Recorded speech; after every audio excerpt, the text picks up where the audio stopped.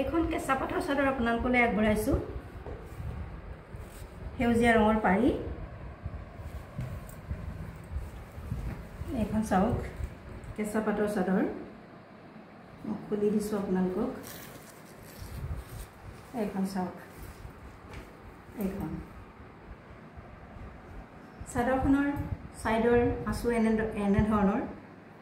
আগত এনেদৰে আঁচু দিয়া আছে ৰোলেক্স মৰা আছে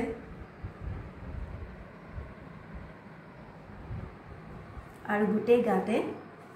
এনেদৰে বুটা বসা আছে গোটেই গাতে এনেদৰে বুটা বসা আছে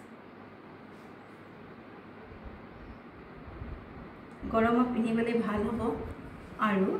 দেখিবলৈও ভাল লাগিব দেখাতে বগাতে সেউজীয়া এটা ঠাণ্ডা ৰং আকৌ এবাৰ কৈছোঁ সেউজীয়া আঁচু থকা এখন কেঁচা পাটৰ চাদৰ